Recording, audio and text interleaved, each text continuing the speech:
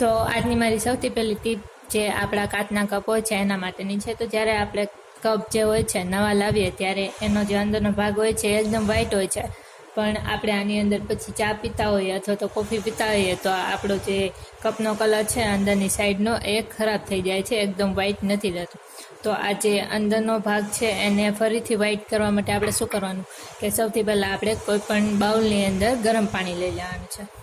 પછી જે આ ગરમ પાણી છે એની અંદર આપણે એકાદ ચમચી મીઠું નાખી દેવાનું છે, અને પછી મીઠાની સાથે આપણે આ જે ગરમ પાણી છે એની અંદર થોડોક જે ખાવાનો ખારો આવે છે એ ખારો આપણે નાખી દેવાનો છે.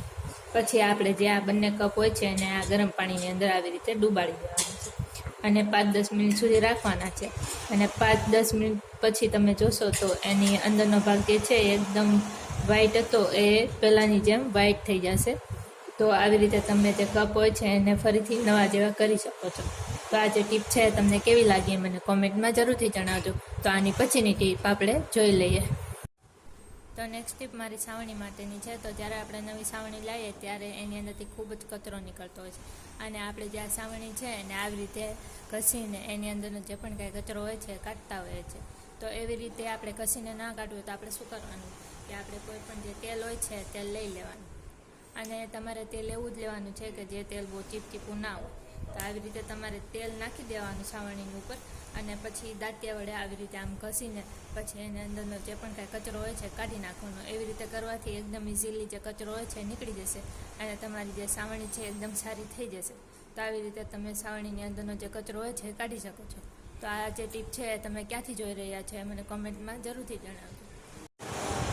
તો અમારી નેક્સ્ટ ટીપ જે ટુવાલ હોય છે એને વાળવા માટેની છે. તો આપણે ક્યાંક બહાર જઈએ ત્યારે બેગની અંદર જે ટુવાલ હોય છે એને લઈને જતા હોય છે, પણ આપણે જે ટુવાલ હોય છે એને નોર્મલ રીતે વાળીને બેગની અંદર નાખીએ તો આ જે ટુવાલ છે ખૂબ જ જગ્યા રોકે છે.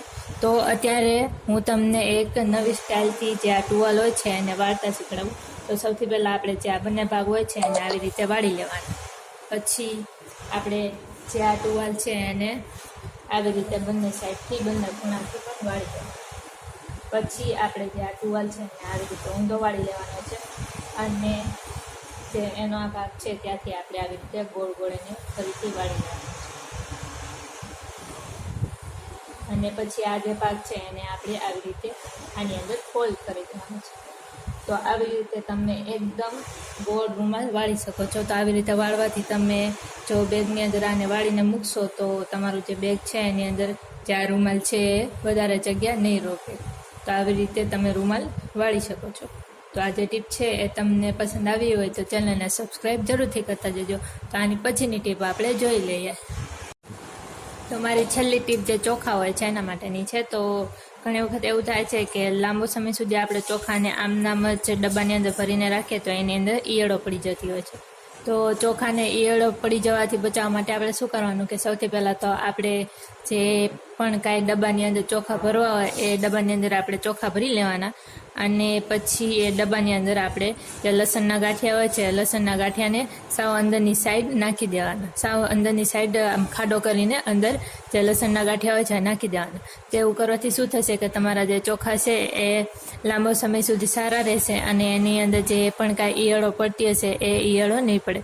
તો આજનો વિડીયો તમને કેવો લાગે મને કોમેન્ટમાં જરૂરથી જણાવજો, અને તમે ક્યાં શહેરથી અથવા તો કયા ગામથી આ વિડીયો જોઈ રહ્યા છો એ પણ કોમેન્ટમાં જરૂરથી જણાવજો. અને વિડીયોને એક લાઇક શેર જરૂરથી કરતા જજો, અને નવા આવ્યા હોય ચેનલ ઉપર તો ચેનલને સબસ્ક્રાઈબ જરૂરથી કરતા જજો. જોતા રહેજો બ્લોગ દી, અને તો કાલે પણ હું તમને મળીશ આવા જ અવનવા વિડીયો સાથે.